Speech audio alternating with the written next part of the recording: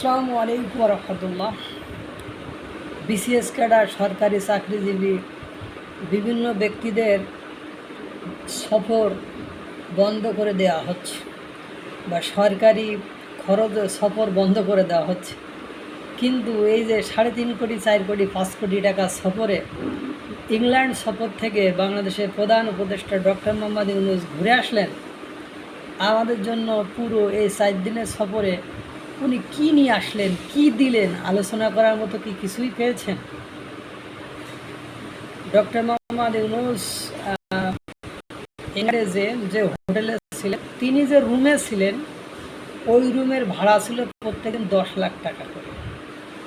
তো 4 দিনে শুধু ওনার পেছনে খরচ হয়েছে 40 লাখ টাকা শুধু শোয়ার জন্য, থাকার জন্য। যে বাংলাদেশের মতো একটা দেশের সরকার প্রধান, তিনি ব্যক্তিগতভাবে কখনো এই সফর এতদিন করেছেন? তারা জীবদ্দশায় করেন নাই। 30 জন 40 জন সহসঙ্গী নিয়ে তিনি 4 দিনে প্রায় 3.5 কোটি টাকা, 3.5 কোটি টাকা তিনি কি করলেন? তিনি শুধু রুম ভাড়া দিলেন, আরও অন্য অন্য খরচ তো আছে। দেখা যায় গড় পত্তায় তাদের 5 কোটি টাকা খরচ হয়েছে। কিন্তু বলেন তো, এই সফরে প্রথম দিন থেকে শুরু করে রাষ্ট্রীয়ভাবে বলা হোক, সরকারিভাবে বলা হোক, যেভাবেই বলা হোক, এই সফরে বাংলাদেশে পেয়েছে এমন আলোচনার বিষয় কোনটি বলেন আপনারা?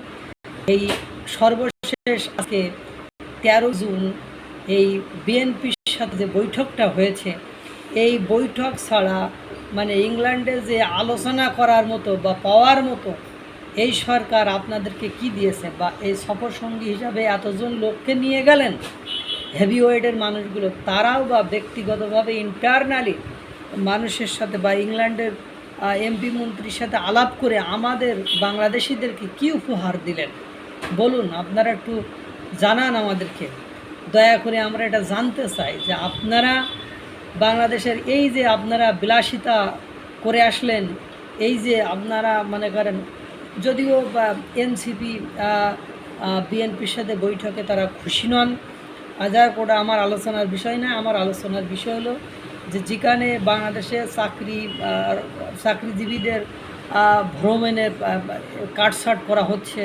তাদেরকে এগুলো ব্যক্তিগত সফরে যাওয়ার বিষয়ে বলতে বা এগুলো থেকে ডিডাক্ট করা হচ্ছে, সেখানে ডক্টর ইউনূস এতগুলো সফর সঙ্গী নিয়ে মাসের পর মাস, মানে 10 মাসে 14 বার সফর করলেন। এবং সর্বশেষ যে সফর দেশের ভেতর থেকে প্রচার করতে করতে গেলেন, ও দেশে যে দেখলাম প্রচার সব ভিন্ন হয়ে গেল, অর্থাৎ কোনো মিল নেই। রাষ্ট্রীয় সফরও হইল না, ব্যক্তিগত সফর করে আসলেন।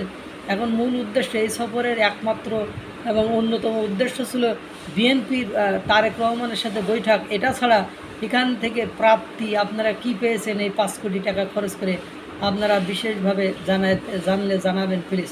আল্লাহ তাআলা সকলকে ভালো রাখুক, সুস্থ রাখুক। আসসালামু আলাইকুম রহমতুল্লাহ।